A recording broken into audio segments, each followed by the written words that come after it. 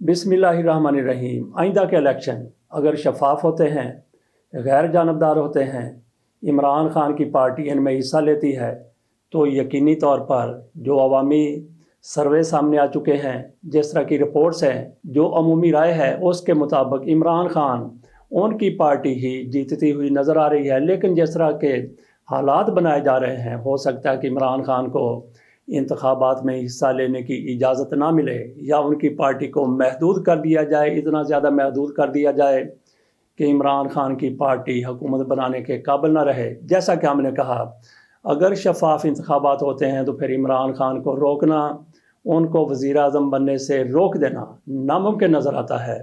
बिलफर्ज इमरान खान को रोक दिया जाता है, उनकी पार्टी महदूद कर दी जाती है, तो फिर पाकिस्तान का वज़ीर आज़म कौन बनेगा? ना नवाज शरीफ साहब बनेंगे, ना बिलावल भुट्टो सरदारी बनेंगे, ना ही मरीम नवाज शरीफ साहिबा बनेंगी। तो फिर वज़ीर आज़म कौन बनेंगे? शहबाज शरीफ साहब।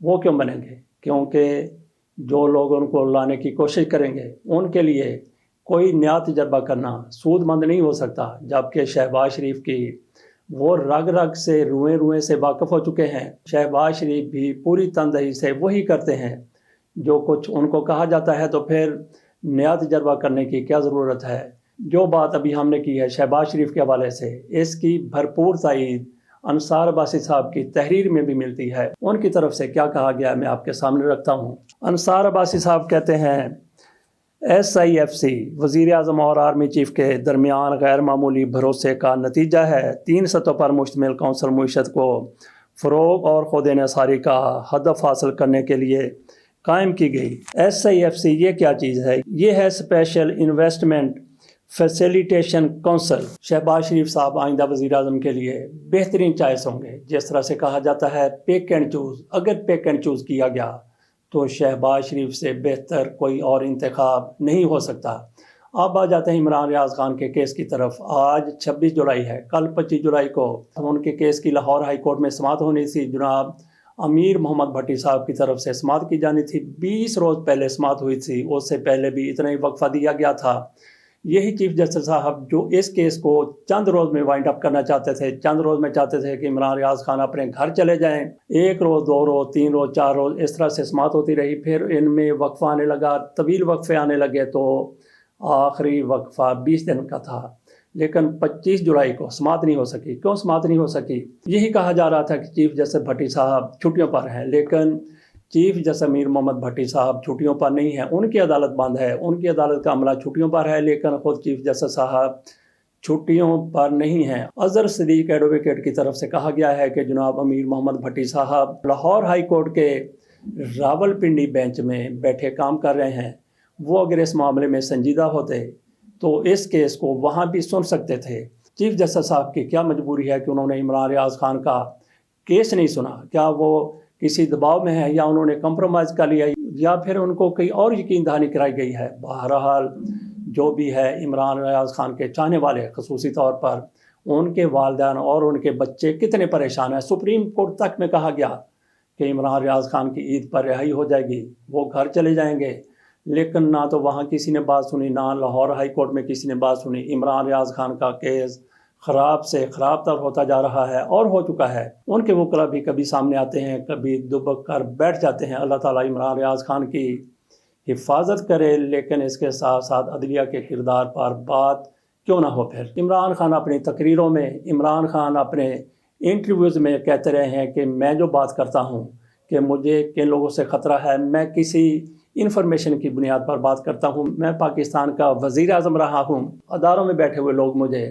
बता देते हैं कि मेरे ख़िलाफ़ क्या होने वाला है, मेरे बारे में क्या सोचा जा रहा है, क्या प्लानिंग हो रही है। इसी तरह से इमरान खान के वारंट गिरफ्तारी इलेक्शन कमीशन की तरफ से शाम 5 बजे जारी किए जाते हैं। कुछ लोगों की तरफ से कहा जाता है कि शाम को वारंट जारी करने का यही मकसद था कि इमरान खान के नाकाबिले ज़मानत गिरफ्तारी वारंट जारी कर दिए जाएँ और उसके बाद फिर पुलिस को भेजा जाए। इस दौरान कोई अदालत खुली नहीं होगी, इमरान खान को किसी किस्म का रिलीफ नहीं मिलेगा। लेकिन जैसे ही ये वारंट जारी होते हैं, इमरान खान को कहीं से खबर मिल जाती है, तो क्या इलेक्शन कमीशन में भी इमरान खान के जासूस बैठे हुए हैं? तो इमरान खान का इलेक्शन कमीशन में कौन जासूस हो सकता है? ایک تو سمیع ابراہیم صاحب کی طرف سے کہا گیا کہ ترجمان قرۃ العین انہوں نے ہی شاید عمران خان کو اطلاع دی ہو، کیونکہ ان کو اسی روز ان کے عہدے سے ہٹا دیا گیا۔ میرا خیال ہے کہ ایسا نہیں ہے، عمران خان کو اطلاع ضرور وہاں سے ملی ہوگی، اس لیے انہوں نے اپنا بندوبست کرنے کی کوشش کی۔ عدالت تو نہیں گئے، لیکن عمران خان کی گرفتاری بھی نہیں ہو سکی۔ لیکن قرۃ العین میں نہیں سمجھتا کہ انہوں نے جاسوسی کی ہے اور ان کو اسی بنا پر ہٹایا گیا ہے۔ قرۃ العین کو ان کے عہدے سے، وہ ترجمان تھی الیکشن کمیشن کی، ان کو ہٹایا گیا ہے تو شارق جمال معاملے میں ہٹایا گیا ہے، کیونکہ شارق جمال ڈی آئی جی پنجاب، ان کی موت واقع ہو گئی تھی، تو جس دوران ان کی موت واقع ہوئی ان کے گھر پر تھے، قرۃ العین کے گھر پر تھے، اور قرۃ العین ہی وہ خاتون تھی جو ان کو ہاسپٹل لے گئی تھی، اور ہاسپٹل پہنچنے پر معلوم ہوا کہ ان کی ڈیتھ ہو چکی ہے۔ تو عمران خان کی جاسوسی کے حوالے سے ہو سکتا ہے کہ چیف الیکشن کمشنر صاحب نے خود ہی عمران خان کو بتا دیا ہو، یا پھر الیکشن کمیشن کے ممبران ہیں انہوں نے بتا دیا ہو، یا پھر یہ بھی ہو سکتا ہے کہ وہاں کام کرنے والے اہلکار ان میں سے کسی نے عمران خان کو بتا دیا ہو۔ لیکن اہلکاروں کے عمران خان جیسے بڑے لیڈر سے براہ راست رابطہ نہیں ہو سکتا۔ عمران خان تک آخر کار کس نے اطلاع پہنچائی، اس کا کبھی کھوج لگ سکے گا؟ عمران خان تو نہیں بتائیں گے، اور بھی کوئی نہیں بتائے گا۔ بہرحال قرۃ العین کی طرف سے یہ اطلاع نہیں دی گئی تھی۔ ادھر خواجہ آصف کی طرف سے ایک بار پھر پی ٹی آئی کی خواتین کے حوالے سے نازیبا الفاظ سامنے آئے ہیں۔ خواجہ آصف کی کیا یہ عادت بن چکی ہے، یا پھر شاہ سے زیادہ شاہ کی وفاداری میں وہ اس طرح کی باتیں کر دیتے ہیں؟ انتہائی زیادہ شرمناک باتیں ہیں۔ ایک تو یہ ہے کہ اگر پی ٹی آئی کی خواتین کی طرف سے خواجہ آصف کے بارے میں کچھ ایسا کہا گیا ہوتا تو خواجہ صاحب اس کا جواب دے دیتے، لیکن ان خواتین کی طرف سے ایسے کوئی الفاظ استعمال نہیں کیے گئے کہ خواجہ آصف ان کو گاربیج اور کوڑا کرکٹ کہہ دیتے۔ پی ٹی آئی کے وہاں پہ لوگوں کی تعداد کتنی ہے، چند ایک لوگ ہیں خواجہ آصف کو وہ بھی برداشت نہیں ہو سکے۔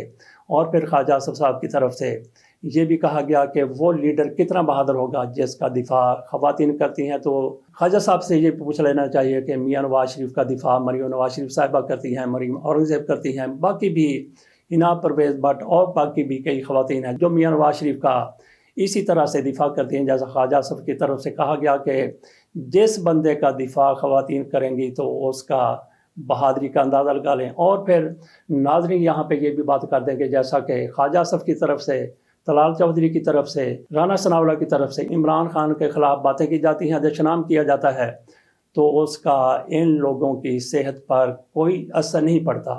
اس کا جواب اگر دیا جاتا ہے پی ٹی آئی کے لوگوں کی طرف سے، پیپلز پارٹی کے لوگوں کی طرف سے، دیگر پارٹیوں کے لوگوں کی طرف سے، جن کے لیڈر پر آپ کیچڑ اچھالیں گے، تو جواب کس کو آئے گا؟ آپ کی اتنی وقت اور اہمیت نہیں ہے، اتنی حیثیت نہیں ہے، وہ بات کریں گے تو آپ کے لیڈر پر بات کریں گے۔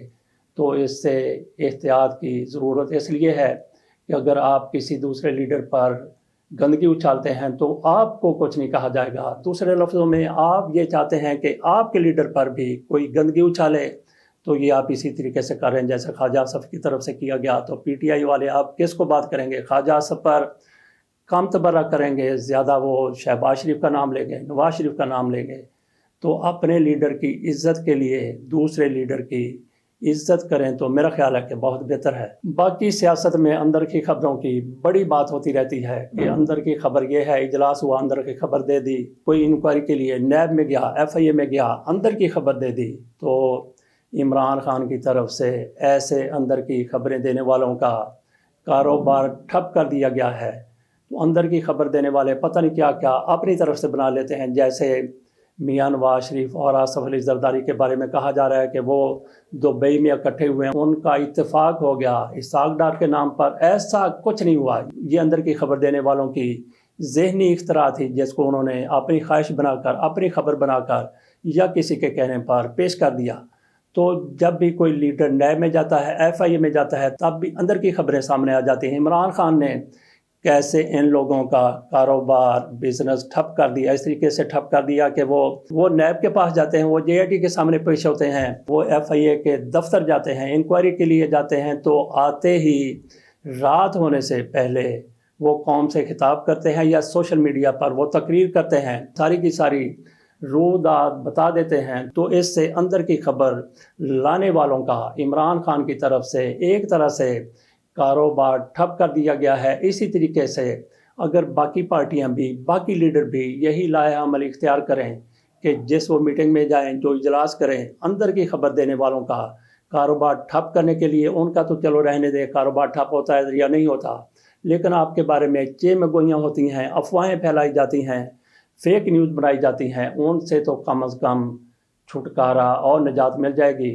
قانون بھی ایک حکومت کی طرف سے ایسا ہی بنا دیا گیا ہے، وہ دیکھتے ہیں کہ کس کے خلاف استعمال ہوتا ہے۔ اجازت دیجیے، اللہ حافظ۔